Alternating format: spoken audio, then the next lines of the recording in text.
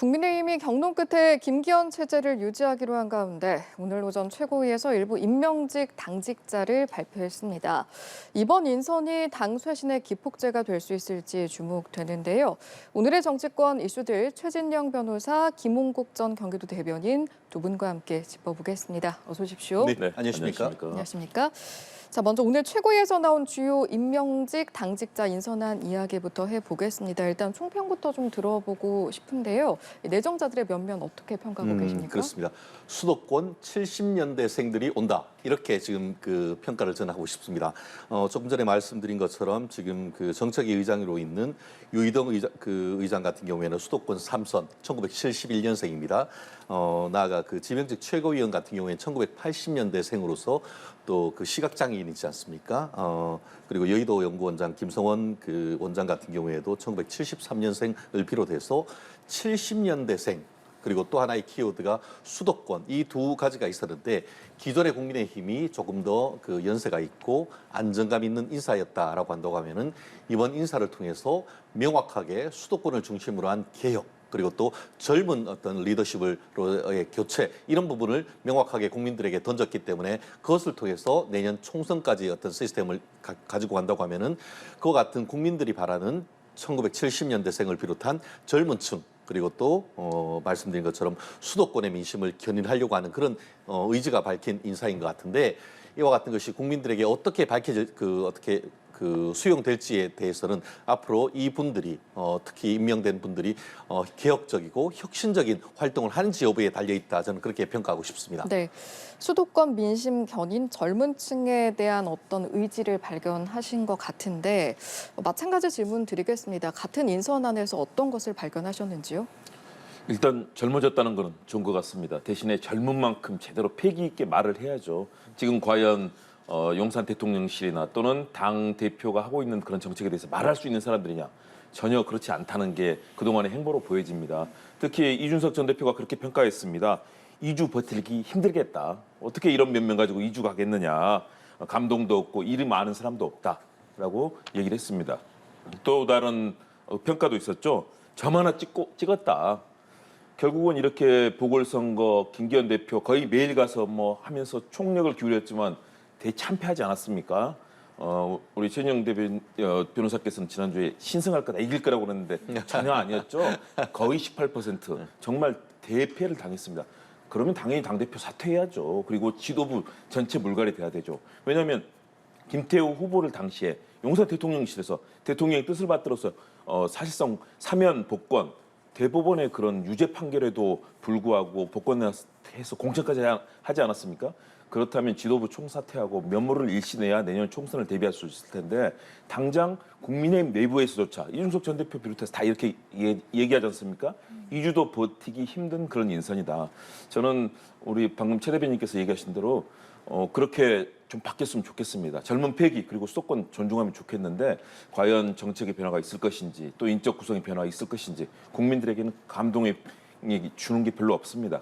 그중에 박정아 수석 대변인 같은 경우는 저희 방송하면서 해봤지만 굉장히 합리적이고 또 좋은 평가를 받는 분이어서 그 정도 평가는 되는데 나머지 분들에 대해서 과연 개혁할 수 있을 것인가 좀 걱정이 됩니다.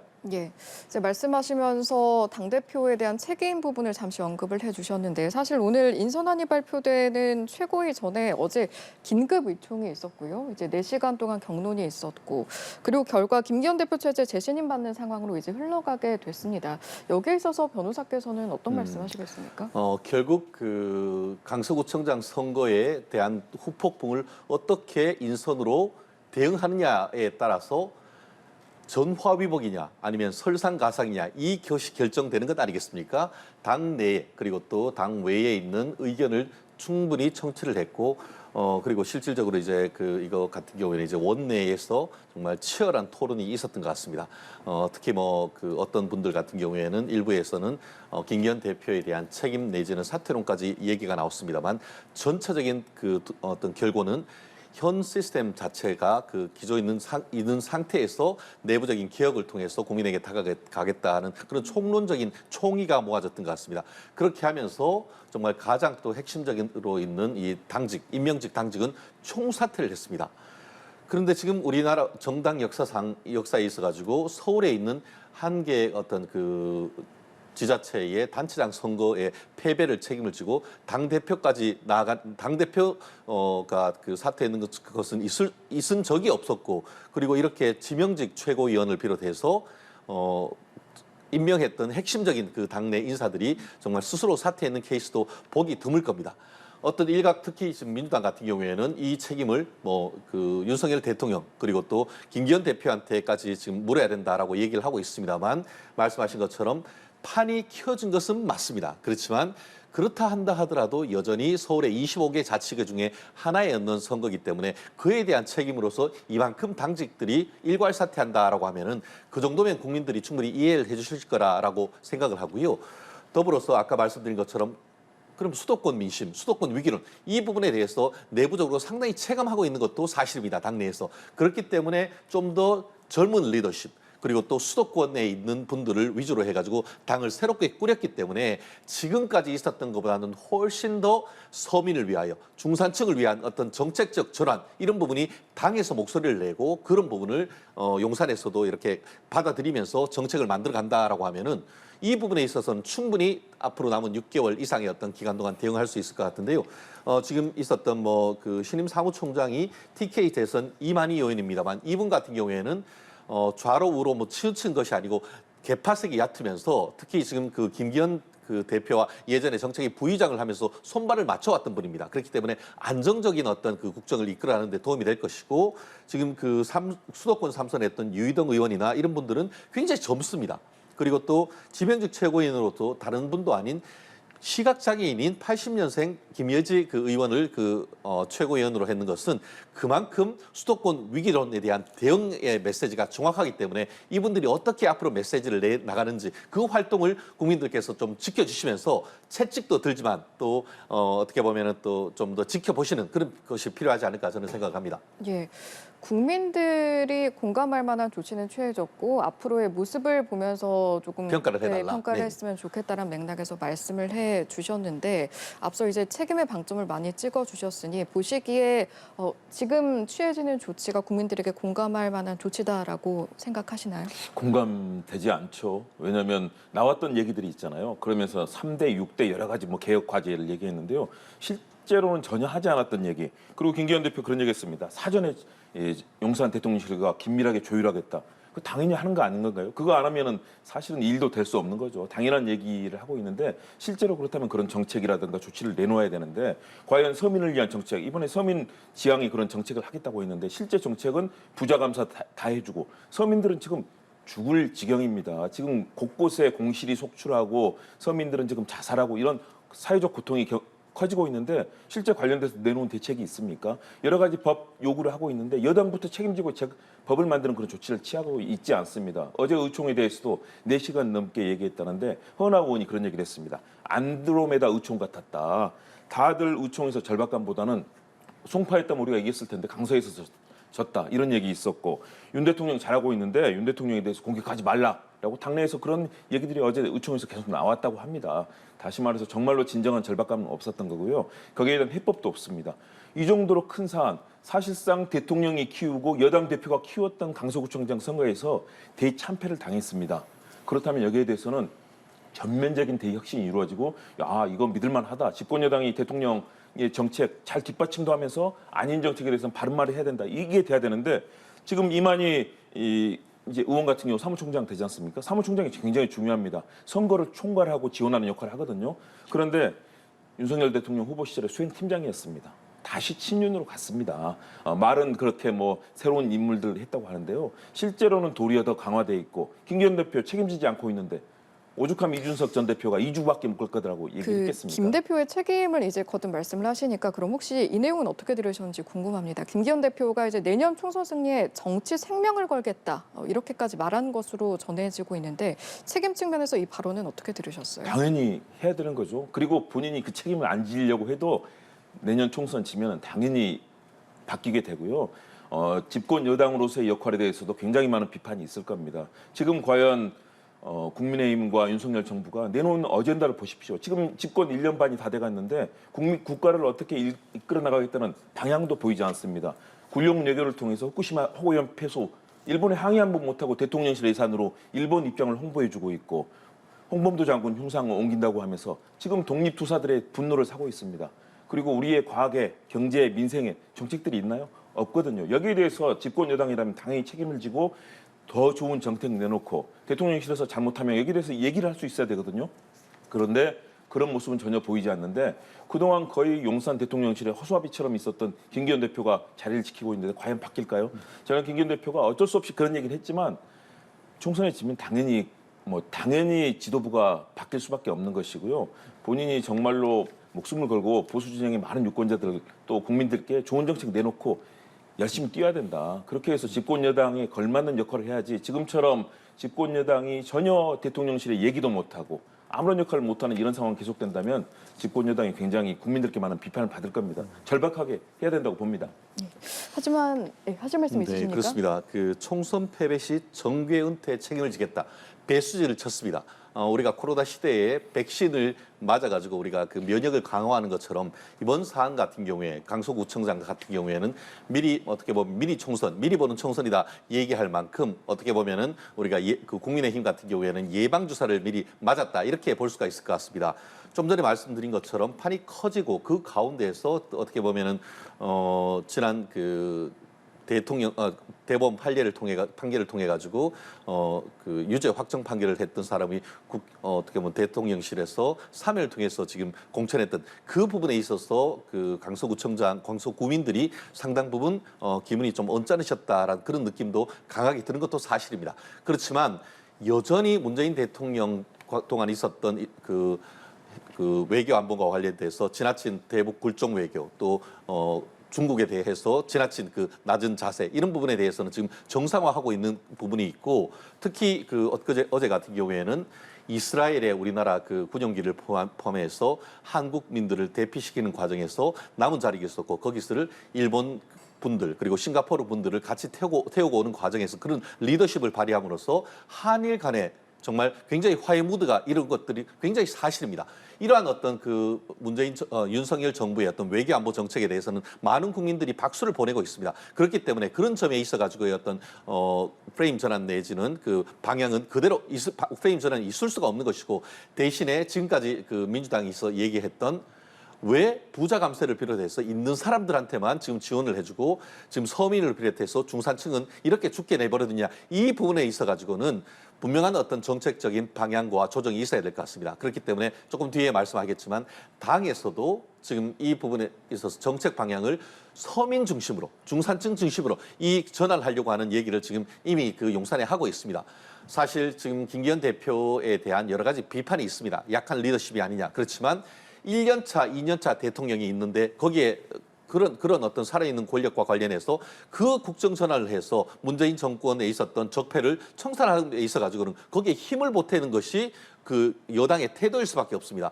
다만 그럼에도 불구하고 이제 총선이 다가오기 때문에 총선에 있어서는 기존 대통령의 어떤 정책도 중요하지만 현재 있는 민심을 당으로서 받아서 이 정책을 그 여의도의 어떤 그 국회의원 어떤 숫자를 통해 가지고 정책을 뒷받침하는 것도 굉장히 중요하기 때문에 이제는 김기현 대표가 아니고 그 누가 온다 하더라도 그리고 또 특히 김기현 대표는 본인이 얘기한 것처럼 총선 패배 시 정계 은퇴를까지 하겠다고 명확하게 어떤 그 의지를 밝혔기 때문에 앞으로는 용산 대통령실과의 어떤 의사소통을 미리 강화하지만 용산 대통령실이 여론과 동떨어진 결정을 할 때는 할 만은 해서 앞으로 내년 총선에 반드시 승리하기 위해서는 용산에서도 좀 더 물러나라 이런 메시지를 낼 가능성이 상당히 큽니다. 그렇지 않다고 하면은 용산도 망하고 여의도에 있는 여당도 망할 수밖에 없습니다. 그렇기 때문에 이제는 김기현 대표께서 강하게 이렇게 워딩이 나오는 것은 그와 같은 의지의 표현인 것이고 앞으로의 어떤 새로운 어떤 진영을 가지고 지금까지 있었던 것과는 사뭇 다른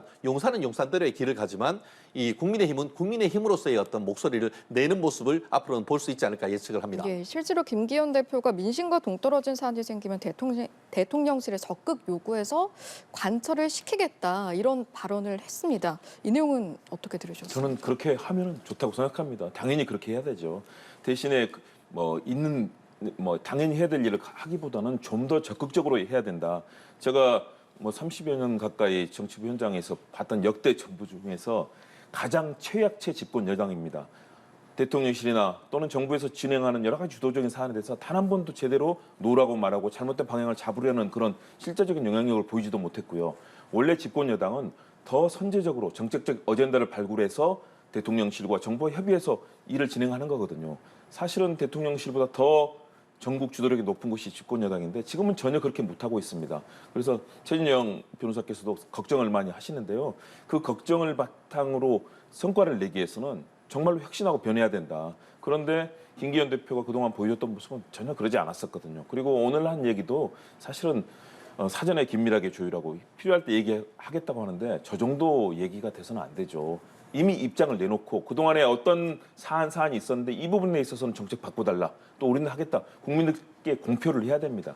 그런데 거기까지 가지 못하는 것은 아직도 강한 그런 절박감을 느끼지 못하고 있다는 생각이 들고요. 그런 측면에서 집권 여당이 우리 대한민국에 나가야 될 지금 외교 문제 1대1 굴욕 외교로 온 국민이 자존심의 상처를 받고 있습니다. 그리고 남북 관계는 꽁꽁 묶여 있고 아무런 진전도 없습니다. 계속 대결 상황, 언제 일촉즉발의 상황이 생길 수도 모를 정도로 많은 국민들이 걱정이 있으십니다. 경제 분야 그렇죠. 문화예술 분야도 언론 자유 탄압이라든가 지금 수많은 논란들이 많습니다. 양평 고속도로에 후쿠시마 핵오염수 관련이라든가 지금 수많은 난제들이 있는데 단 하나도 지금 풀리지 않고 있거든요. 다시 말해서 국정이 제대로 굴러가지 못하고 있다는 것이고요. 그런 측면에서 집권 여당이 그런 어젠다 하나하나마다 구체적인 정책들, 프로그램들은 어떻게 할 것이고 또 용산 대통령실의 요구에서 이것을 관철하려는 그런 정책적 의지를 실천으로 보여줘야 된다. 그렇지 않으면은 말로는 하는 구두선, 실적은 내지 못하고 성과는 없는 그런 상황에 그칠 수 있기 때문에 집권 여당이 좀 더 분발했으면 합니다. 예, 자연스럽게 국민의힘에서 내놓은 3대 혁신 방향 그리고 6대 개혁 과제 이야기로 넘어가면 될 것 같은데요. 내용적인 측면에서 어떤 이야기들이 나왔고 또 어떻게 평가하시는지 질문드리겠습니다. 그렇습니다. 특히 3대 혁신 방향, 결국 국정 철학, 그 여당이 생각하는 국정 철학을 얘기를 하는 건 아니겠습니까? 그중에 첫 번째, 이 그 3대 철학 중에서도 순서가 되게 중요하지 않겠습니까? 첫 번째 목표가 서민 친화형 그 정책 강화 이 부분입니다. 두 번째가 민심 부합형 인물을 내세운 후보 경쟁력 우선에 둔 공천. 그리고 도덕성 및 책임성 강화 이 세 가지를 얘기를 하고 있습니다. 좀 전에 말씀드렸듯이 이 1, 2, 3대 중에 순서가 굉장히 중요한 것 같은데요. 첫 번째 그 얘기가 말씀드린 것처럼 국정운영 비전 목표의 서민 친화형 강화 이것을 들고 나왔습니다. 지난 그 민주당 정권 같은 경우에는 더불어민주당이라고 해서 정말 힘든 사람들과 손을 잡아서 같이 가겠다는 그 목소리가 그 어떤 이슈가 더불어민주당의 어떤 이름 자체에서 지금 그 나타나고 있었지 않습니까? 그 반면에 국민의힘 같은 경우에는 국민들에게 힘은 되겠다라고 하지만 민주당이 상당 부분 그 지적을 하고 있는 것처럼 그 국민이 정말 중산층 이상 좀 더 있는 사람들을 위한 어떤 그 정책의 방점을 두고 있지 않느냐 하는 그런 비판이 적지 않았습니다. 그러다 보니까 이번 정책에 있어서는 정책적 방향이 상당 부분 서민과 좀 더 어려운 분들에게 초점을 두려고 하는 그런 의지가 읽히는 것 같습니다. 마치 이 부분은 서울시 오세훈 시장이 약자와의 동행이라는 것과 어떤 그 메시지가 거의 유사한 것으로 읽히는 것 같은데요.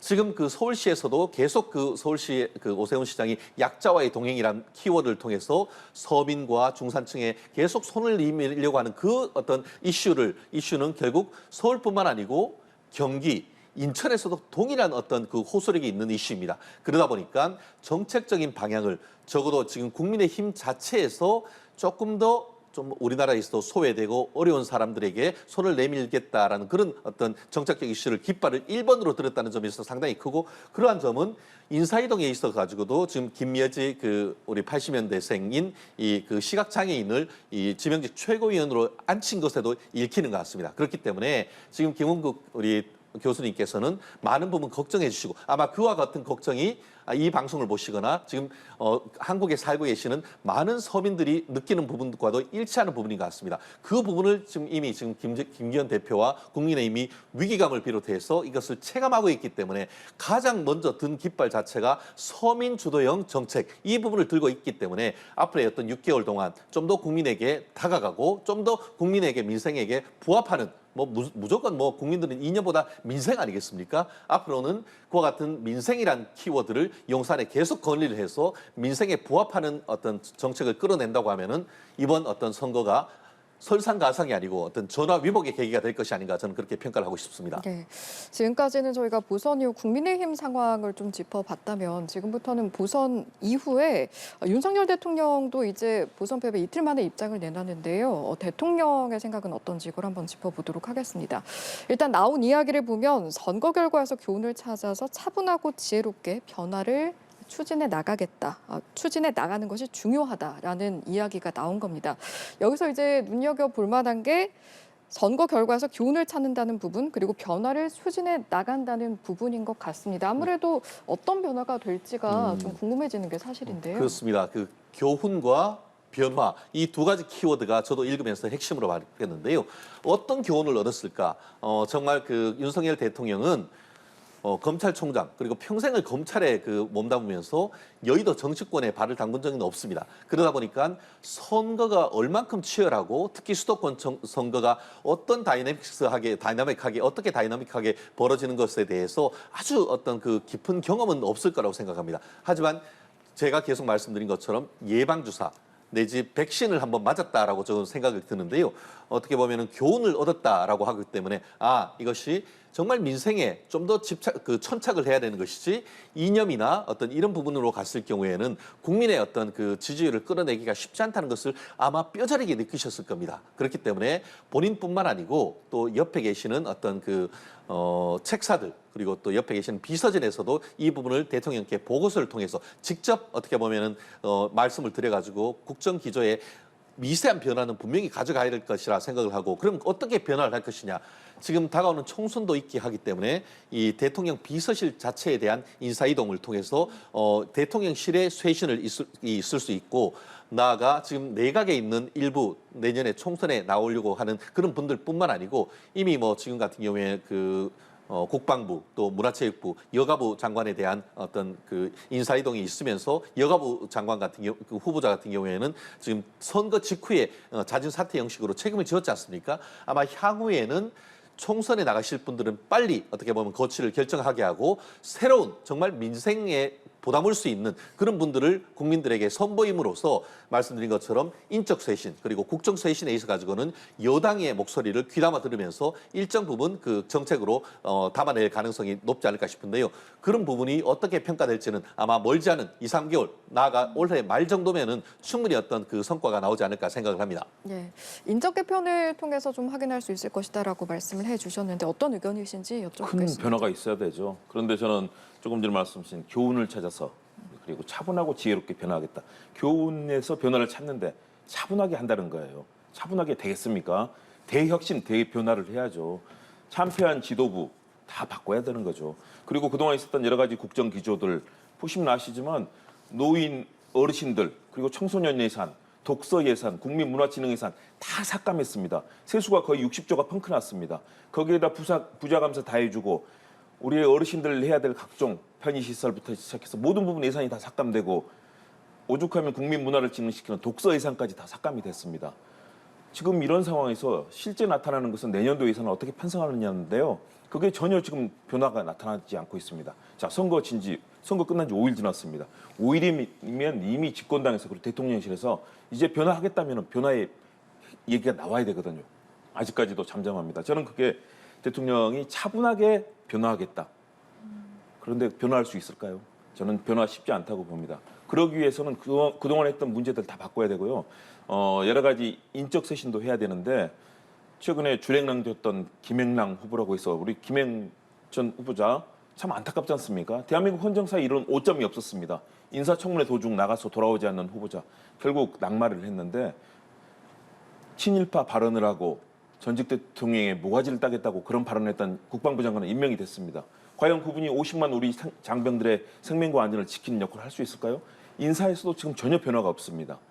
인사의 변화, 정책의 변화, 그리고 국정감사 이후에 예산안 시즌에 분명하게 국민들을 위한 서민 친화적 예산을 내놓아야 될 텐데 말로는 서민 친화적 정책을 펴겠다고 했는데 실제 보여주고 있는 건 없습니다. 그리고 이번 인적 쇄신이라고 했지만 여기도 안 나타났고요. 곧 용산 대통령실에서 30명 정도 이제 비서관 행정관 선거 때문에 나갑니다. 그러면 어떤 방향으로 좋은 정책을 대통령이 보좌를 받을 것인가. 그런데 현재 들리는 것은 거의 대부분 불통의 그런 정치만 얘기가 되고 있습니다. 그런 측면에서 정말로 변화하겠다면 이 교훈을 얻어서 변화를 하겠다면 진정한 교훈의 길을 받드는 것은 인적 쇄신, 조직 쇄신, 그리고 예산과 여야 관계, 빨리 야당 대표 만나서 빠르게 영수회담하고 문제를 풀어야죠. 그런데 모든 것을 야당과의 그런 대화나 협상을 다 기피하고 오로지 내 정책대로 가겠다라고 계속한다면은 사실상 여기서 나타날 수 있는 이 국민들의 화합과 통합의 안정감 이것들을 줄 수 없는 거죠. 그래서 저희들이 걱정을 하고 있는 건데요. 정말 예산안부터 특히 예산안 국면 곧 올 거거든요. 지난번에 삭감했던 어르신 예산, 청소년 예산, 그리고 여성 예산, 뭐 문화예술, 독서 관련 예산 이런 것들 제대로 복원시켜야 됩니다. 제가 짧게 그 말씀드리면은 R&D 예산 같은 경우에는 이거는 삭감이 아니고 조정이라고 하죠. 문재인 정부 때에 지나치게 어떻게 보면 4, 5년 사이에 10조 이상 늘었었는데 그것이 나눠먹기 예산, 끼리끼리 예산을 하면서 비효율성이 굉장히 컸단 말이에요. 이번 같은 경우에는 그 감사를 바탕으로 해서 이거를 재조정하는 과정이 있습니다. 결국 그런 부분을 삭감하고 재조정을 통해서 복지 예산으로 또 가져갈 수가 있는 거예요. 결국 나아가서 또 지금 그 말씀드리고 싶은 것은 문재인 정부 때 지나치게 그 확장 예산을 통해 가지고 지금 국가의 정부 빚이 1,000조, 미국은 이제 그 국방 예산이 1,000조국이라고 하지만 지금 예산이 빚이 1,000조가 됐단 말이에요. 그 후폭풍을 이번 정부가 오롯이 감당하면서 이것을 어떻게 미래 세대에 떠넘기지 않느냐 이것을 고민하고 있는 것인데 무작정 예산을 계속 넓힌다는 것은 결국 그 지난 그 대통령 선거를 통해서 조금 더 작은 정부, 효율적인 정부에 대한 국민이 도장을 찍어줘서 윤석열 정부가 온 것 아니겠습니까? 그렇기 때문에 지금은 고통을 분담하고 하지만 그럼에도 불구하고 여전히 어떻게 보면은 우리나라의 마이너라고 할 수 있는 여성, 청소년, 노인 이런 부분에 대한 복지 예산은 어떤 식으로라도 최대한 확보해야 되는 것은 맞다고 합니다. 그와 같은 목소리는 민주당의 목소리를 넘어서 국민의 적지 않은 목소리라고 저는 생각합니다. 그렇기 때문에 이번 예산 국면에 있어서는 그런 소수자 보호를 위한 예산은 최대한 늘려주는 것이 필요하고 그리고 지금 민주당이 계속 주장하고 있는 대로 한다고 것을 의견을 받아들여서 정말 우리나라 그 예산이 그 세수가 적지만 그럼에도 불구하고 추가적인 어떤 추경이나 이런 것을 통해서 서민들을 위한 지원하는 그런 정책도 앞으로는 펴나가야 되는데 그렇게 할 경우에 민주당은 또 이제는 퍼주기냐 이런 논란이 있을 수 있는데 그때는 민주당이 퍼주기다라고 비판하는 것은 있어서는 안 된다고 봅니다. 그건 정치력이 있으면 충분히 커버가 되는 감당이 되는 겁니다. 제 역할, 집권의 책임을 진 정당의 역할을 해야 되는 것이고요. R&D 예산 대폭 삭감됐습니다. 대한민국 이래 대한민국의 미래 먹거리를 만드는 R&D 예산, 연구개발 예산은 정말 중요하거든요. 재조정이 아니라 일단 삭감이 된 것이고요. 제대로 해서 감사해서 문제가 있는 부분은 삭감하고 그리고 전체 예산을 늘려나가면서 우리 미래를 만들어야 되는데 그 잘못된 방향이 나왔기 때문에 많은 국민들의 비판을 받고 있는 겁니다. 그래서 자꾸 전 정권 탓만 하지 말고 집권한 지 1년 반 됐는데 지금도 그 탓하려면 집권하지 말아야죠. 능력도 없고 그런 세력인 거죠. 1년 반이 됐으면 이미 모든 건 내 책임인 겁니다. R&D에서 국가 미래를 이끄는 예산들을 이렇게 삭감했다면 거기에 대해서 합당한 이유를 대야 되는데 제대로 합당한 이유도 되지 못하고 있습니다. 그리고 그 부분을 그러면 앞으로 어떻게 발전시킬 것인지 미래 비전도 없고요. 그런 측면에서 자꾸 남 탓하기보다는 우리가 이렇게 했는데 그리고 이 위기 시에는 확장 예산 당연한 겁니다. 경제학이나 예산 공부해 보시면 다 알 겁니다. 거기서 위기의 시대는 민간에서 움직일 수 있는 자금이 없습니다. 기업도 지금 전혀 움직일 수 없습니다. 그럴 때는 국가와 국민의 예산을 가지고 위기를 넘기면서 전체 확장을 시키면서 이 경기를 살려나가고 그래서 국민들이 위기를 넘길 수 있도록 해야 되는 건 당연한 국가의 원리입니다. 우리는 미국이나 다른 선진국보다 코로나 시절에 3분의 1 정도 국가가 더 이 예산을 더 쓴 겁니다. 3분의 1밖에 안 됩니다. 다른 나라 3배 이상 썼습니다. 그 역할을 해야 되는데 그건 하지 않고 계속해서 긴축만 얘기하다가 우리 배 자체가 침몰하면 어떻게 하겠습니까? 그런 지혜를 발휘해야 되는데 집권 여당이 그런 정책적 노력을 하지 않고 있기 때문에 말씀을 드리는 거고요. 거기에 대해서는 스스로가 먼저 비판하고 우리가 더 잘해야 되겠다 이래야 되는 거지 벌써 1년 전에 그 오랜 시절 얘기하면서 남 탓만 하고 있으면 되겠습니까? 알겠습니다. 저희가 예산 이야기로 좀 깊이 들어왔는데 사실은 앞으로 그러면 어떤 변화가 이루어질 것이냐, 이루어져야 하느냐에 대한 이야기를 했던 거고요. 그렇다면 지금 이 시점에서 민심은, 여론은 대통령에 대해서 어떤 의견을 가지고 있을까? 저희가 리얼미터가 조사한 결과를 좀 보면서 이야기를 나눠보려고 하는데요. 10일에서 13일까지 전국 18세 이상 2,004명을 대상으로 이루어진 조사입니다. 34%로 집계가 됐고요. 이게 직전 조사보다 3.7%포인트 내린 수치인데요. 지지율 추이에 대해서 어떻게 좀 평가하십니까? 그렇습니다. 지지율에 일희일비하진 않겠지만 신경이 쓰이는 것은 사실입니다. 올라가면 사실 좋다라고 하면서 내려가는 걸 가지고 무시할 수는 없는 것인데요. 아마 이것은 크게 봤을 때에 이재명 대표에 대한 민주당 대표에 대한 구속영장 기각 그리고 지난번에 있었던 강서구청장 재보궐선거 결과에 따르는 후폭풍이 아닌가 생각합니다. 결국 지금 민주당 같은 경우에는 이재명 대 그 윤석열의 그 2차전이었다. 그렇게 지금 의미를 키우고 있습니다만 그렇게 키우지 않는다 하더라도 국민들이 봤을 때에 지난번 어떤 작은 선거지만 결국 서로의 그 여야 간의 최대한 어떤 격전지로 변화하면서 그 결과에 따른 후폭풍을 좀 단기적으로는 감당하지 않을 수 없는 그런 상황이죠. 그렇기 때문에 지금 그 국민의힘 내부적인 어떤 쇄신이 이루어지고 있는 것 같은데요. 말씀하신 것처럼 국정 지지율이 지금 그 리얼미터에서 한 3.7% 정도 하락을 했고 대통령에 대한 부정평가도 한 2.4% 정도 늘어난 것은 단기적으로 봤을 때는 말씀드린 것처럼 이재명 대표에 대한 구속영장, 저 당연히 그 발부되는 거라 생각했는데 구속영장이 기각됨으로써 이거 무죄 아니야? 국민들은 그렇게 생각한다는 것이죠. 우리가 전문가들이 봤을 때는 구속영장이 기각이 무죄와 직접적인 연결이 되지 않음에도 불구하고 국민들로서는 영장이 기각됐다는 것에 대해서 어떻게 보면은 이거는 지금 선고했던 것이 지금 수사가 맞느냐? 검찰 어떤 그 방향이 맞느냐에 대한 의문점을 제기했다는 점에서는 뼈아픈 어떤 여당으로서의 어떤 아픈 점이고 그리고 지금 그 강서구청장 선거 같은 경우에도 10% 내의 어떤 그 지지율이 아니고 17 내지 18% 정도로 적지 않은 어떤 지지율의 격차가 있다 보니까 그런 부분에 있어서 국민들 같은 경우에는 한번 총선 이전에 채찍을 윤석열 정부에 한번 들었다. 그래서 한번 한번 좀 정신 차려라. 이 정도의 어떤 그 충격을 줬기 때문에 지금 그리고 지금은 이제 당 내부의 어떤 결속을 다지고 새로운 혁신이 있는데 조만간 저도 이제 들은 바가 있습니다만 조만간 이 용산의 어떤 그 대통령 비서실의 개편이 있으면서 어떤 국민들의 어떤 그 시대적 요구라든가 이런 부분을 받아들인다고 하면은 아마 다음 주에는 내용이 있습니까? 저희 앞으로 이제 진행할 것이다라는 정도는 예. 구체적인 걸 제가 어떻게 얘기를 하겠습니까? 네. 그렇기 때문에 이런 부분에 있어서는 조금 더 긴 호흡으로 봐주신다고 하면은 국민들께서 충분히 납득할 수 있는 그 인사 이동을 통해서 국민들의 어떤 눈높이에 맞는 정책으로 나아갈 수 있을 거라고 예측을 합니다. 예, 지지율 추이 최근에 나온 조사 결과 어떻게 분석하시는지요? 네, 일단 지지율 일희일비할 필요는 없습니다. 하락할 수도 있고 올라갈 수도 있습니다. 그런데 문제는 윤석열 대통령 지지율은 거의 이 수준에서 취임 이후에 올라가지도 않고 또 내려가기도 하다가 약간 다시 회복하는 그런 횡보 국면이거든요. 국민 3명 정도가 대통령을 지지하고 6명 이상이 지금 반대를 하고 있습니다. 그렇다면 국정 운영이 될까요? 이런 속에서 2배 이상의 국민들이 반대하는 정책을 펴고 성과를 낼 수 있을까요? 이번 강서구청장 보궐선거는 사실상 윤 대통령의 의중이 그대로 반영된 선거였습니다. 대법원이 유죄 판결 내렸는데 불과 3개월 만에 사면하고 복권하고 공천까지 대한민국 헌정사상 없었던 일이 벌어진 겁니다. 대통령이 책임지고 여당이 책임져야 되는 것이죠. 그렇기 때문에 그 정도 큰 격차가 벌어졌고 국민들께서도 여론에서 이런 제가 강서구청 가서 만나보니까요. 국민들께서 그런 얘기 하시더라고요. 이 범죄자 아니냐. 이 사람을 어떻게 우리한테 강서구민 정말 자존심을 짓밟았다. 이렇게 말씀을 저에게 하시더라고요. 그래서 제가 이거 정말 심각하구나라고 느꼈었는데 실제 그 결과대로 나왔습니다. 그리고 대통령에 대한 지지 역시 부정평가가 계속 다시 올라가지 않습니까? 대통령의 국정 운영에 대해서 불통이다. 그리고 국민들의 여론을 제대로 듣지 않는다. 더구나 범죄로 대법원이 유죄 판결을 했는데 민주주의의 3권 분립의 원칙인 사법부의 판단을 무시하고 대통령이 일방적으로 물론 사면복권할 권한은 있지만 국민의 여론과 사법부를 존중하면서 해야 되거든요. 그런데 일방적으로 진행하는 모습. 그리고 지금 우리 민생 어떻습니까? 경제 굉장히 어렵습니다. 길거리 가보십시오. 공실도 많고 점점 빈 사무실이 늘어나고 있습니다.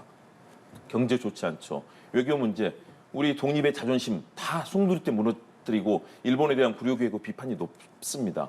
그렇다면 이런 부분에 대해서 국민들은 대통령이 통합하고 정말 잘하려고 노력하는구나. 여당 야당의 대표가 아니라 국민의 이 지도자여야 된다는 그런 국민들의 기대가 있는데 오직 한 편만 들고 이념 전쟁하고 있습니다. 모든 거 프레임, 공산당, 공산 전체주의, 빨갱이 프레임 이런 식으로만 가고 있고 친일의 모습들.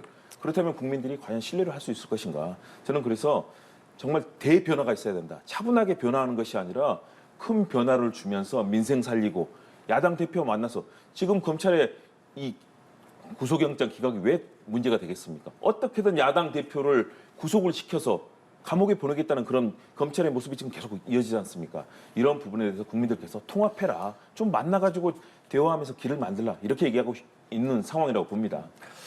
사실 그분과 관련해서 아까 강서구청장 그 후보를 이 범죄자를 이렇게 후보로 내는 것이 아니냐 이런 얘기를 한다고 하면서 자존심을 짓밟았다고 한다고 하면은 민주당 같은 경우에는 이재명 대표를 대선 후보까지 냈기 때문에 국민의 자존심을 정말 짓밟았다고 하는 비판에서 자유로울 수 없는 겁니다.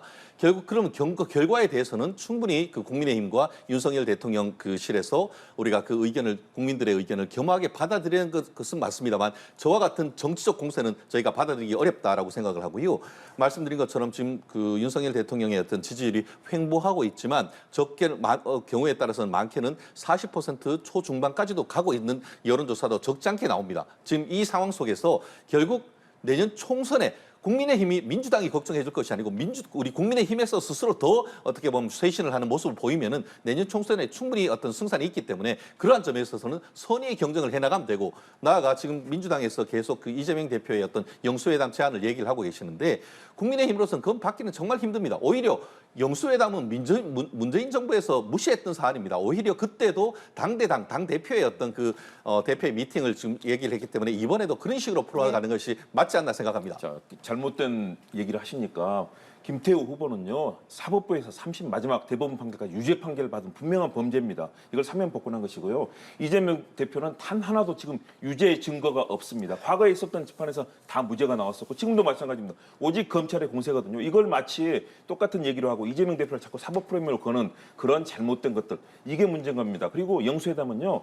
이재명 대표가 윤 대통령을 만나주는 것 자체가 사실은 더 대통령을 살려주는 겁니다. 대통령 지지율이 이렇게 낮은데 그럼에도 불구하고 야당 대표가 국민 통합을 위해서 만나주는 그런 거기 때문에 야당에서 지금 애걸하는 게 알겠습니다. 아니라 도와주는 거라고 보셔야 예, 됩니다. 여기까지 듣고 마무리하겠습니다. 오늘 이 시간은 김은국 전 경기도 대변인 최진영 변호사 두 분과 함께했습니다. 고맙습니다. 감사합니다.